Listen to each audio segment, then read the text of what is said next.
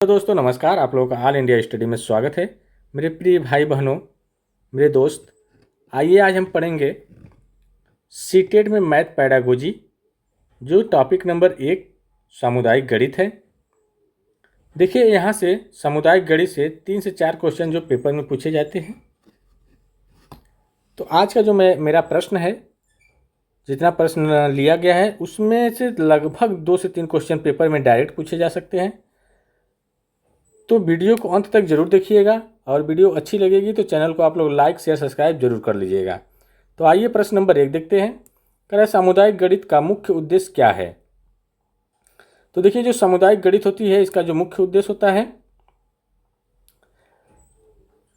आइए ऑप्शन के अनुसार देखकर के उसके बाद लगाते हैं। कह रहा है गणित को केवल परीक्षाओं तक सीमित रखना।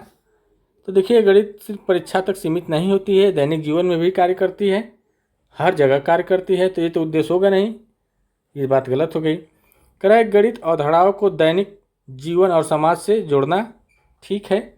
छात्रों को केवल शब्द आ गया तो समझ लिए गलत हो जाएगा, निगेटिव शब्द होता है। सूत्र, गणितीय सूत्र याद कराना भी निगेटिव है। केवल उच्च कक्षाओं के लिए गणितीय नींव तैयार करना, ये भी क्या है, गलत है, ठीक ना। तो देखिए, गणित जो होती है सामाजिक अवधारणा, और समाज में जो भी घटना घटती है गणित के ही द्वारा सीखी जाती है। जैसे मान लीजिए कोई सामान लेने गए बाजार से, तो वहाँ भी गणित काम करेगी, ठीक ना। दैनिक जीवन में हर जगह काम करेगी गणित। आइए प्रश्न नंबर 2 देखते हैं। प्रश्न नंबर 2 है, निम्नलिखित में कौन सा कार्य सामुदायिक गणित से सीधे संबंधित है। तो ऑप्शन नंबर 1 है कक्षा में बीजगणितीय या बीजगणित का अमूर्त नियम सिद्ध करना। देखिए, अमूर्त नियम नहीं, यहाँ पर सामुदायिक गणित का जो संबंध है अमूर्त नियम से नहीं होता है, ठीक ना। बी है स्थानीय बाजार का भ्रमण करके वस्तुओं के मूल्यों और छूट का हिसाब लगाना। ये बात बिल्कुल ठीक है, ठीक ना। तो ये बिल्कुल सही है। स्थानीय बाजार का भ्रमण करेंगे, बाजार में जाएंगे, घूमेंगे, वस्तुओं को देखेंगे, छू करके उसमें जो छूट है, जो हिसाब है, उसको उस हिसाब से देख करके लेंगे, ठीक ना। ये ज्यामितीय प्रयोग का कंठस्थ शब्द ही निगेटिव होता है, ठीक ना। आइए प्रश्न नंबर अगला देख लेते हैं। समाज में गणित का मुख्य व्यवहारिक कार्य क्या है। तो ऑप्शन नंबर 1 है केवल कलात्मक कृतियों का निर्माण करना। नहीं, कलात्मक कृतियों की बात नहीं यहाँ पर है। बी है क्रय विक्रय, लेन देन और माप तौल की प्रक्रिया को सुगम बनाना, ठीक है। केवल धार्मिक अनुष्ठानों का समय तय करना, एक बात एकदम नहीं होगी, गलत है।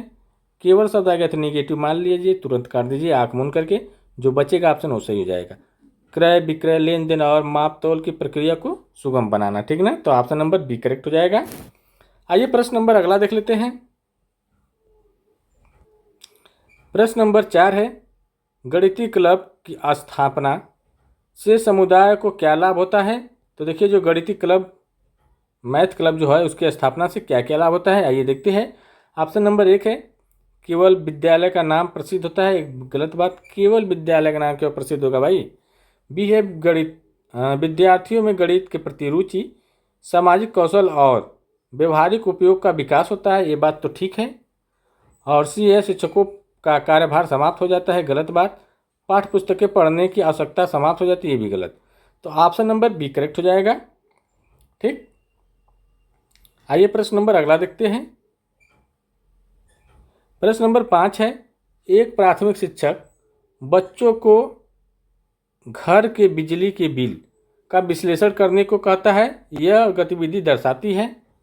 तो देखिए, ऑप्शन नंबर 1 है समय की बर्बादी। गलत बात, समय की बर्बादी क्यों दर्शाई गई। मान लीजिए घर में जो बिजली का बिल आया है बच्चों को दे दिया जाए कि इसमें बताओ क्या है, तो वो घर की बर्बादी होगी या समय की बर्बादी होगी, ऐसा तो कोई बात नहीं है।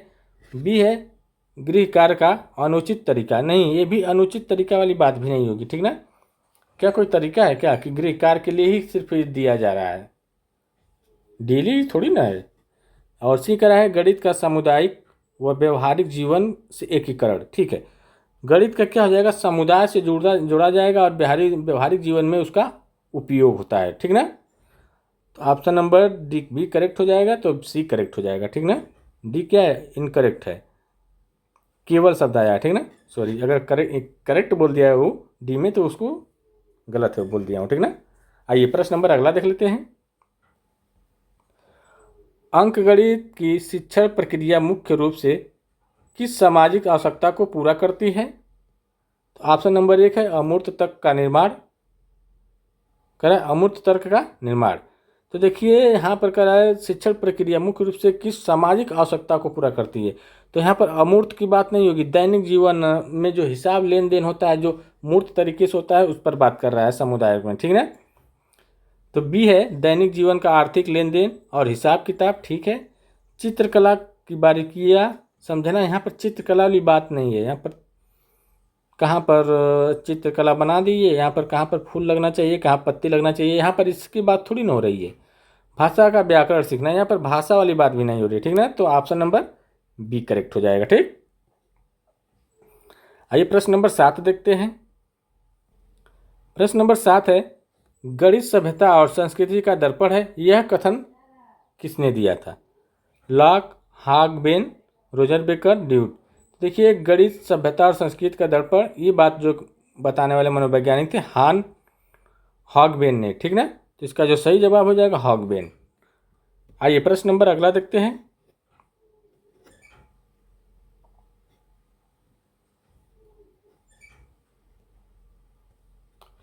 प्रश्न नंबर 8 है सामुदायिक गणित का कौन सा पहलू बच्चों में नैतिक मूल्य का विकास करता है?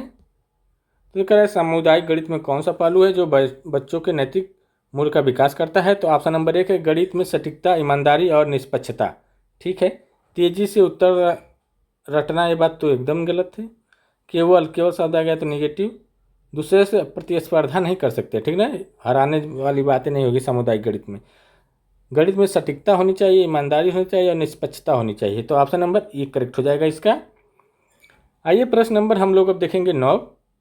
देखिए वीडियो अच्छी लग रही है तो चैनल को आप लोग लाइक सब्सक्राइब जरूर करिए और शेयर जरूर करिए, क्योंकि हम टॉपिक वाइज जो क्वेश्चन कराते हैं डेली करवाएंगे शाम 7 बजे, ठीक ना। तो आप लोग जरूर देखा करिए। आइए प्रश्न नंबर 9 देखेंगे। गांव में लगने वाले हाट बाजार का गणित शिक्षण में प्रयोग किस प्रकार का संसाधन है? तो ऑप्शन नंबर 1 है महंगा टीएलएम। बी है अनौपचारिक एवं सामुदायिक संसाधन, केवल ज्यामिति सिखाने का संसाधन, अनुपयोगी माध्यम। देखिए अनुपयोगी माध्यम नहीं है, केवल ज्यामिति का माध्यम नहीं है, टीएलएम का यहाँ पर प्रयोग हो नहीं रहा है, ठीक ना। अनौपचारिक एवं सामुदायिक माध्यम मतलब अनौपचारिक मतलब ये जरूरी नहीं है कि डेली वहीं पर लगे, ये एक दिन लगता है बाजार जो, ठीक ना, ये बात कर रहे हैं। डेली बाजार नहीं लगता है, कभी काल के लगता है, अनौपचारिक रूप से लग जाता है, ठीक ना, समुदाय के बीच में। तो वही करा है अनौपचारिक एवं सामुदायिक साधन या संसाधन, ठीक ना। आइए प्रश्न नंबर 10 देखेंगे। नेपोलियन के अनुसार गणित की उन्नति तथा वृद्धि देश की संपन्नता कराए कि देश की संपन्नता से संबंधित है, यह कथन गणित के किस मूल्य को दर्शाता है? कह रहा है नेपोलियन के अनुसार जो कह रहा है कि गणित की उन्नति तथा वृद्धि देश की संपन्नता से संबंधित है, तो यह कथन गणित के मूल्य किस मूल्य को दर्शा रहा है? तो ऑप्शन नंबर 1 है कलात्मक मूल्य, यहाँ पर कलात्मक मूल्य की बात नहीं हो रही। बी है सामाजिक एवं व्यवहारिक मूल्य, ठीक है, सामाजिक और व्यवहारिक मूल्य को दर्शा रहा है, केवल बौद्धिक गलत अनुशासन यहाँ की कोई बातें नहीं है। आइए अब देखते हैं प्रश्न नंबर 11। प्रश्न नंबर 11 है प्राथमिक स्तर पर सिक्कों का उपयोग करके गणित सिखाना किस उद्देश्य की पूर्ति करता है? तो ऑप्शन नंबर 1 है केवल सिक्कों का इतिहास बताना। बी है व्यवहारिक लेन देन और मूल्य की अवधारणा को सामुदायिक संदर्भ में समझना। सी है बच्चों को पैसे जमा करने के लिए बाध्य करना, बाध्य करने वाली बात तो बिल्कुल गलत। केवल ज्यामिति, ये भी गलत। केवल सिक्कों का इतिहास बताना, ये भी गलत, ठीक है ना। व्यवहारिक लेन देन और मूल्यों की अवधारणा को सामुदायिक संदर्भ में समझना, तो ऑप्शन नंबर बी करेक्ट हो जाएगा इसका। आइए हम लोग प्रश्न नंबर अब अगला देखते हैं। सामुदायिक गणित निम्नलिखित में से किस कौशल को सबसे आगे बढ़ावा देती है या देता है? तो ऑप्शन नंबर 1 है एकांकी चित्रण, बी है सहयोगात्मक अधिगम और सामाजिक अंतरक्रिया, सी है केवल पुस्तकीय ज्ञान और डी है मौखिक रूप से कठिन पहाड़ा या पहाड़े रटना। तो देखिए ये जो बात है गलत है, केवल पुस्तकीय वाली बात नहीं होगी। सामुदायिक गणित हमेशा सहयोग और सामाजिक अंतरक्रिया से जुड़ी होती है, ठीक ना। तो ऑप्शन नंबर बी इसका करेक्ट हो जाएगा। एकांकित चिंतन क्या होता है? ये जो एकांकित चिंतन होता है समाज का विकास नहीं करता है, ठीक ना, ये भी ध्यान रहे। प्रश्न नंबर अगला देखेंगे 13 नंबर। एक शिक्षक अपनी कक्षा में बैक भ्रमण या डाक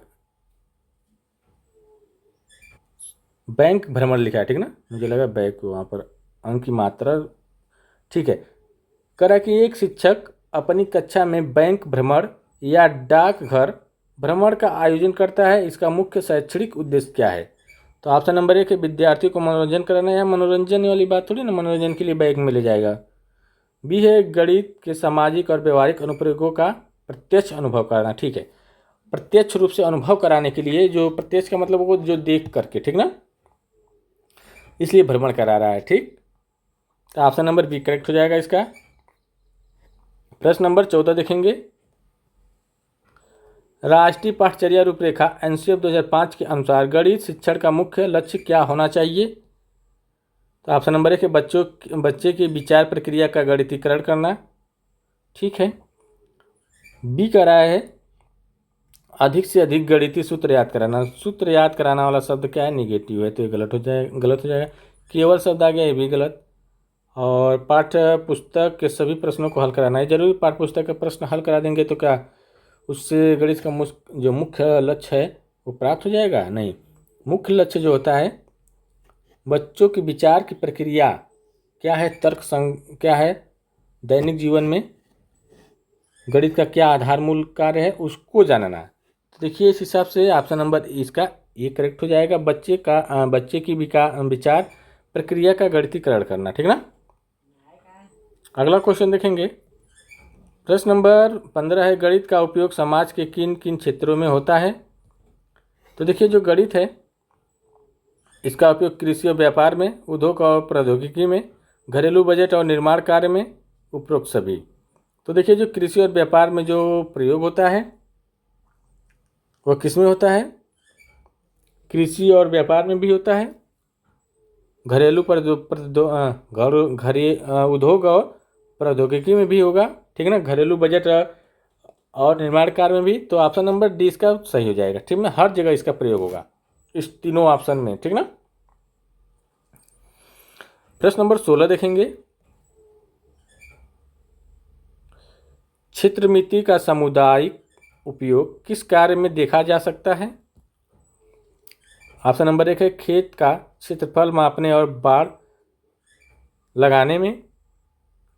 बी है केवल कविताएं, केवल शब्द आ गया तो निगेटिव है। सी है ऐतिहासिक तारीखें याद करने में, गलत बात, यहाँ पर ऐतिहासिक तारीख का मतलब क्या हो जाएगा? ये तो पूरा गलत है, ठीक है। केवल संगीत का धुन बजाने, गलत है। तो इसका जो सही जवाब हो जाएगा खेत का क्षेत्रफल मापने और बाड़ लगाने में, ठीक ना। तो ऑप्शन नंबर 1 करेक्ट हो जाएगा। जैसे मान लीजिए खेत की नपाई करेंगे, कमरों के टाइल्स लगाना है तो उसके लिए प्लाट का क्षेत्रफल निकालना है, तो ठीक ना, उस सब का क्षेत्र से सीधा संबंध होता है, ठीक ना, क्षेत्र मिति से। आइए प्रश्न नंबर 17 हो गया, 17 देखेंगे। सर्दी हो रही है लग रहा है। प्रश्न नंबर 17 है गणितीय मेला का आयोजन समुदाय के लिए क्यों उपयोगी है? तो ऑप्शन नंबर 1 है यह केवल शिक्षकों को आराम देता है, गलत बात। बी है यह अभिभावकों और समुदाय को बच्चों की गणितीय क्षमताओं और नवाचारों से जोड़ता है, ठीक है। इसमें विद्यालय का खर्च बढ़ता है जिसका कोई लाभ नहीं, गलत बात। यह केवल अव्वल लिखा है, ठीक ना, सॉरी, ये केवल अव्वल छात्रों वालों के लिए होता है। अव्वल का मतलब जो अच्छा नंबर लाता है, ठीक ना। तो लेकिन यहाँ पर जो इसका सही जवाब हो जाएगा ऑप्शन नंबर बी हो जाएगा। आइए प्रश्न नंबर अगला देखते हैं। प्रश्न नंबर 18 है, निम्नलिखित में कौन सा विकल्प अनौपचारिक गणितीय अधिगम का उदाहरण है? तो ऑप्शन नंबर 1 है कक्षा में ब्लैक बोर्ड से सवाल उतारना। यह औपचारिक हो जाएगा क्योंकि स्कूल की बात हो रही है। स्कूल दुकान से सामान खरीदते समय छूट और कुल राशि का हिसाब लगाना, ठीक है। गणित की परीक्षा में उत्तर कापियाँ या लिखना स्कूल में जब जाएंगे तो ऐसी कोई बात नहीं होगी, यह औपचारिक होता है। कक्षा में द्वारा दी गई परिभाषा याद करना, ये भी तो गलत है। तो देखिए अनौपचारिक तरीके का मतलब होता है कि जो दुकान के सामान खरीद रहे हैं तो उसमें जो उस समय में जो छूट ले रहे हैं, कुल राशि का हिसाब लगा रहे हुए अनौपचारिक है, क्योंकि हमेशा वहाँ जाएंगे नहीं, डेली थोड़ी ना खरीदना है, ठीक ना। और डेली खरीदेंगे तो भी तो कुछ ना कुछ कम बेसी का हिसाब करेंगे ना, लेन देन करेंगे तो लेन देन का अनौपचारिक हो जाता है दुकान पर जाकर के, ठीक है। आइए प्रश्न नंबर अगला देखेंगे। समाज में समय प्रबंधन के लिए गणित की किस अवधारणा का प्रयोग होता है? तो देखिए समय प्रबंधन के लिए ऑप्शन नंबर 1 है गणित देखना, समय सारणी बनवाना और तिथियों की गणना। ये ऑप्शन नंबर 1 करेक्ट हो जाएगा। यहाँ पर तीनों में केवल शब्द है तो केवल निगेटिव होता है, ठीक ना। प्रश्न नंबर 20 देखेंगे। प्रश्न नंबर 20 है, अनुपात और समानुपात का दैनिक सामुदायिक जीवन से कहाँ प्रयोग होता है? तो ऑप्शन नंबर है खाना बनाते समय, सामग्री के सही मिश्रण में। बी है मानचित्र को पैमाने के अनुसार पढ़ने में, दवाई की खुराक तय करने में, उपरोक्त सभी। तो देखिए खाना बनाते समय सामग्रियों में सही मिश्रण में, ठीक है, कितना अनुपात में मिलाना है, क्या आधा किलो एक गिलास एक गिलास चावल डालेंगे तो कितना दाल डालेंगे कि उसमें खपत हो जाएगी, उतना में खाना सबको हो जाएगा। ऐसा थोड़ी एक गिलास चावल डालना है, जितना लोग खाना है उसमें 3 गिलास दाल डाल दीजिए और ढेर हो गया, ठीक ना। खाना 3 लोगों को और बना दिए 10 लोगों का दाल, तो ऐसे थोड़ी ना होगा, वही अनुपात निकालना होता है, ठीक ना। तो इसका जो सही जवाब हमें लग रहा है, दवाइयों का खुराक सही होना चाहिए, कितना अनुपात में देना है ये भी सही है, दोनों सही है, तो ऑप्शन नंबर डी हो जाएगा, ठीक ना। तो तीसरा ऑटोमेटिक सही हो जाएगा। आइए प्रश्न नंबर 21 देखेंगे। प्राथमिक स्तर पर गणित की पाठ्य पुस्तक में दिए गए व्यवहारिक उदाहरण किसमें मदद करते हैं? तो ऑप्शन नंबर 1 गणित के प्रति डर को कम करने में, विषय को नीरस बनाने में, गलत बात, केवल शब्द आ गया तो नेगेटिव है, तो ऑप्शन नंबर ए वाला करेक्ट हो जाएगा, ठीक ना। प्रश्न नंबर 21 देखेंगे। सामुदायिक गणित का शिक्षण देते समय शिक्षक की भूमिका कैसी होनी चाहिए? तो ऑप्शन नंबर 1 कठोर और तानाशाह, ये बात तो गलत। शिक्षक की जो भूमिका होनी चाहिए सुगमकर्ता होनी चाहिए और मार्गदर्शक होनी चाहिए, ठीक ना। तो ऑप्शन नंबर इसका बी करेक्ट हो जाएगा, केवल शब्द गलत है, शांत बैठ करके देखने से नहीं होगा, ठीक ना। प्रश्न नंबर 22 देखेंगे, हो गया। 23 देखेंगे। लोक गणित से क्या तात्पर्य है? तो ऑप्शन नंबर 1 है विभिन्न सांस्कृतिक एवं सामुदायिक समूहों द्वारा प्रयोग में लाया जाने वाला गणित, ठीक है। केवल शब्द आएगा निगेटिव, केवल शब्द निगेटिव, केवल शब्द निगेटिव, तो ऑप्शन नंबर 1 करेक्ट हो जाएगा इसका, ठीक है।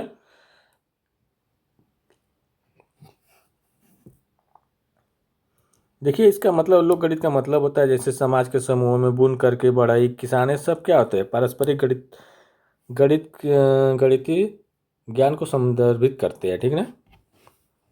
आइए प्रश्न नंबर अगला देखते हैं। प्रश्न नंबर 24 है, एक बढ़ई लकड़ी काटते समय माप तोल का जो तरीका अपनाता है वह उदाहरण है। तो ऑप्शन नंबर है औपचारिक तरीका वहाँ नहीं अपना पाएगा, ठीक ना। बी है व्यवहारिक एवं सामुदायिक गणित कौशल का, ठीक है। निरर्थक गतिविधि तो होना, त्रुटिपूर्ण अधिगम तो होगा नहीं, तो ऑप्शन नंबर हो जाएगा हमारा बी, व्यवहारिक एवं सामुदायिक गणितीय कौशल का तरीका अपनाएगा, ठीक ना। अर्थात यह अनौपचारिक तरीके से यह उसको बताएगा या अपनाएगा। अनौपचारिक तरीके से मतलब वहाँ पर कोई गणित कापी कलम और इस पर होगा नहीं, ठीक ना। अगला क्वेश्चन देखेंगे। अर्थात विद्यालय के बाहर जो भी गणित होती है वो अनौपचारिक होती है, ठीक ना, ये भी ध्यान रखिए। प्रश्न नंबर 25 है, गणित में शिक्षण सर्वेक्षण विधि का उपयोग किस लिए किया जाता है? तो ऑप्शन नंबर ए बच्चों को कक्षा से बाहर निकालने के लिए, गलत बात।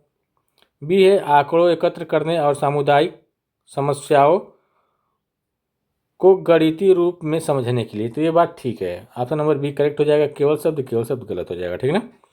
अगला क्वेश्चन देखेंगे, सामुदायिक गणित बच्चों में कौन सी अभिवृत्ति विकसित करता है। तो देखिए, जो सामुदायिक गणित होता है यह आत्मनिर्भरता और व्यवहारिक निर्णय क्षमता विकसित करता है। तो ऑप्शन नंबर एक करेक्ट हो जाएगा। ये दूसरों की और ये सब गलत हो जाएगा, ठीक ना। आइए प्रश्न नंबर 27 देखेंगे, निम्नलिखित में कौन सा विषय गणित के बिना अधूरा है। तो देखिए, जो गणित के बिना अधूरा, भौतिक विज्ञान भी अधूरा है, अर्थशास्त्र, भूगोल सब अधूरा होता है। तो ऑप्शन नंबर डी हो जाएगा। हर जगह गणित का प्रयोग होता है, ठीक ना। का भूगोल में जाएंगे तो 2, 23 अंश, 23.5 अंश ऐसा सब लिखते हैं ना, तो ये सब गणित का पार्ट है ना। आइए प्रश्न नंबर अगला देखते हैं, एक फल विक्रेता बिना पढ़े लिखे भी हिसाब कर सकता है या कर लेता है, इसका मुख्य कारण क्या है। इसके ऑप्शन नंबर एक है, उसके पास ईश्वर दत्त शक्ति है, गलत बात। उसने अनुभव और सामुदायिक अभ्यास से ही गणितीय दक्षता हासिल की है, ठीक ना। देखिए, माता पिता जैसे होते जो पढ़े लिखे दादा दादी नहीं होते ना, वो 10,000 चाहे 2-3 हज़ार रुपये दे दिया जाए तो पढ़े लिखे थोड़ी ना, लेकिन वो बताएंगे कि 3,000 है। 5500 का 4 जगह रख देंगे, 6 जगह 500, 500 1,000 हो गई, 1,000 हो गई, 1,000 हो गई, 3,000 ही है कुल, ऐसे बताते हैं, ठीक ना। अगला क्वेश्चन देखेंगे, कक्षा में अंकगणितीय खेल और पहेलियों का प्रयोग करने से क्या लाभ होता है। तो अनुशासनहीनता बढ़ती है, गलत बात। गणितीय अवधारणा का विकास, जो गणितीय अवधारणा का सामाजिक व मनोरंजक वातावरण में अधिगम होता है, ठीक बात है। तो ऑप्शन नंबर ये वाला बी वाला करेक्ट हो जाएगा, ठीक ना। अगला क्वेश्चन देखेंगे, प्रश्न नंबर 30। ये प्रश्न नंबर 30 है, सामुदायिक गणित के अंतर्गत बजट पढ़ाने का सबसे अच्छा तरीका कौन सा है। बजट की परिभाषा रटा देना, गलत बात। बच्चों को एक काल्पनिक या वास्तविक पैकेट मनी या रसोई का बजट बनाने को कहना, तो ये बात ठीक है, उससे पता चलेगा बजट कैसे बन रहा है, ठीक ठीक ना। प्रश्न नंबर 31 देखेंगे, सामुदायिक गणित शिक्षण में माता पिता की क्या भूमिका हो सकती है। तो देखिए, माता पिता की जो भूमिका होती है, बच्चों को घर के दैनिक कार्यों जैसे खरीदारी, माप तोल में गणितीय अवसर प्रदान करना ही माता पिता की, मतलब वहाँ पर बच्चे क्या करेंगे, माता पिता बाजार भेजेंगे वहाँ पर खरीदने के लिए, तो उसको माप तोल का हिसाब मिलेगा, अवसर मिलेगा, तभी तो वो सीखेगा बच्चा, ठीक है। अगला क्वेश्चन देखेंगे, आपदा प्रबंधन में गणितीय डेटा और सांख्यिकी का क्या उपयोग है। तो देखिए, आपदा प्रबंधन में ऑप्शन नंबर एक है, प्रभावित लोगों की संख्या, राहत सामग्री का आवंटन और क्षति का आकलन करना, ये बात ठीक है। ऑप्शन नंबर एक केवल शब्द आ गया, यहाँ पर काम नहीं होता है गणित का, गलत बात। यहाँ पर केवल कहानियाँ लिखने वाली बात तो है नहीं गणित से मतलब, ठीक ना। प्रश्न नंबर 33 देखेंगे, प्राथमिक कक्षा में मापन की अवधारणा शुरू करने का सबसे अच्छा सामुदायिक तरीका क्या है। तो देखिए, ऑप्शन नंबर एक है, सीधे मानक इकाइयों से सूत्र हटाना। सूत्र हटाने वाली बात तो बिल्कुल गलत है। अमानक इकाई, जैसे अमानक इकाई जैसे होता है कि बित्ता, कदम, धागा, मतलब बित्ता नहीं नापते हैं, 1 बित्ता 2 बित्ता, बित्ता वही बात कर रहा है। कदम कदम नाप करके धागा से नापते हैं, वस्तुओं को मापने का अनुभव देना, ये बात ठीक है, ठीक ना। प्राथमिक स्तर पर इसी से नापा जाएगा, ठीक ना। आइए प्रश्न नंबर अगला देखेंगे, प्रश्न नंबर 34 है, गणित में सांख्यिकी का मुख्य सामुदायिक उद्देश्य क्या है।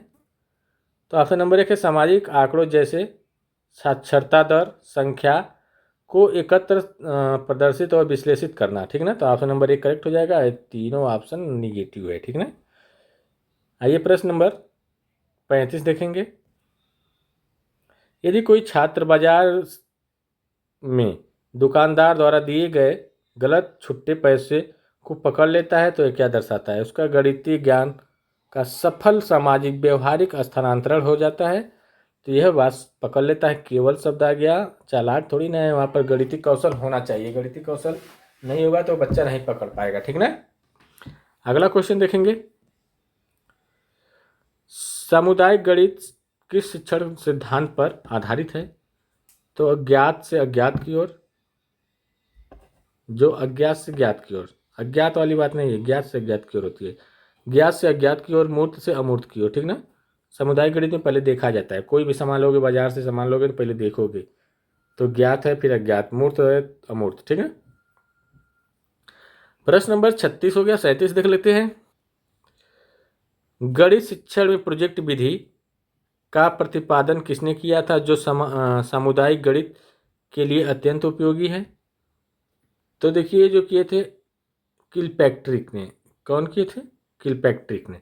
तो इसका सही जवाब हो जाएगा किलपैट्रिक।